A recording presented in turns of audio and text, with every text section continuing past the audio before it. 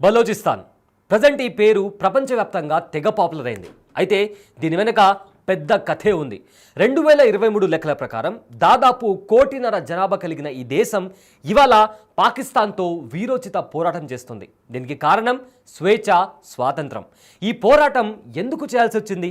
ఎప్పటి నుంచి బలోచిస్తాన్ పాకిస్తాన్తో విభేదిస్తూ వస్తుంది?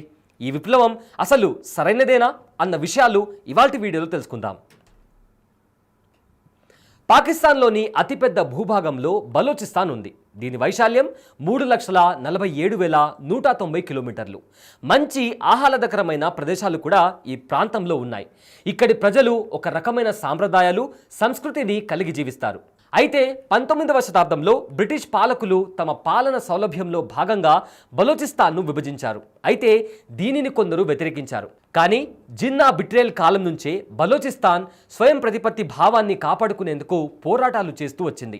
ఈ క్రమంలోనే బ్రిటిష్ వారు మన దేశాన్ని విడిచి వెళ్లే క్రమంలో పాకిస్తాన్ను రెండుగా విభజించారు. ఒకటి ఈస్ట్ పాకిస్తాన్, రెండవది వెస్ట్ పాకిస్తాన్. ఈస్ట్ పాకిస్తాన్ ప్రస్తుతం ఉన్న బంగ్లాదేశ్గా మారిపోయింది. అయితే వెస్ట్ పాకిస్తాన్ పాకిస్తాన్గా కొనసాగుతుంది. ఈ వెస్ట్ పాకిస్తాన్లోనే అత్యంత విశాల భూభాగంగా కలిగి బలోచిస్తాన్ ఉంది. బంగ్లాదేశ్ ఎలాగైతే పోరాటాలు చేసి ప్రత్యేక దేశంగా ఆవిర్భవించిందో బలోచిస్తాన్ కూడా తమకు ప్రత్యేకమైన దేశం కావాలని కోరుకుంటుంది. దీనికి బలమైన కారణాలు కూడా ఉన్నాయి. 1947 ఆగస్టు 15న ఖాన్ మీర్ అహ్మద్ యార్ ఖాన్ అనే రాజు బలోచిస్తాన్ను ప్రత్యేక రాజ్యంగా గుర్తించారు.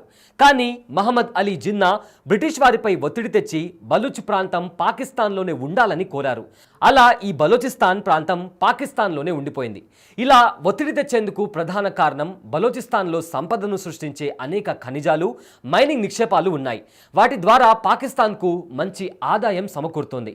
దీంతో పాకిస్తాన్కు బలోచిస్తాన్ ఆర్థికంగా బలం చేకూర్చే ప్రాంతంగా మారింది.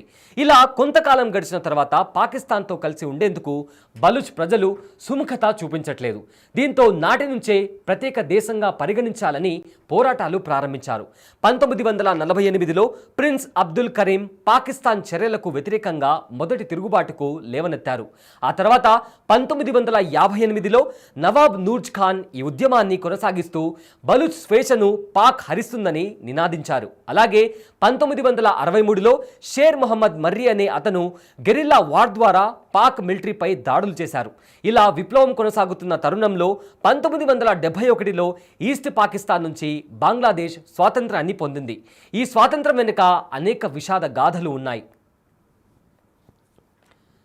ఎప్పుడైతే బంగ్లాదేశ్కు స్వాతంత్రం వచ్చిందో బలోచిస్తాన్ వాదం కూడా బలపడింది. పోరాడితే తప్పకుండా స్వాతంత్రం వస్తుందని బలంగా భావించింది. ఈ నేపథ్యంలోనే అనేక సాంస్కృతిక కార్యక్రమాలను చేపడుతూ తమను ప్రత్యేక దేశంగా గుర్తించాలని గళాన్ని వినిపించారు. అయితే పాకిస్తాన్ విధానాలు బలూచ్ గుర్తింపును అణచివేయడానికి ప్రయత్నించాయి. పాఠశాలల్లో బలూచ్ ప్రజలను నిషేధించింది. దీంతో బలూచ్ ప్రజలు తీవ్ర ఆగ్రహంతో రగిలిపోయారు. అనేక మంది విద్యార్థులు, జర్నలిస్టులు, సామాజికవేత్తలు రోడ్డుపైకి వచ్చి ఫ్రీ బలోచిస్తాన్ పేరుతో పోరాటాలు చేశారు. పోరాటాలు చేసిన వారు కిడ్నాప్కు గురయ్యారు. కనిపించకుండా పోయిన వారి జాడ చెప్పాలంటూ నిరసనలు చేపట్టారు. కానీ ఫలితం లేకుండా పోయింది. ఇలా ఉద్యమం దశలవారీగా చేపడుతూ తమ ఉనికిని ప్రపంచానికి తెలియజేయాలని సంకల్పించారు బలోచిస్తానీయులు.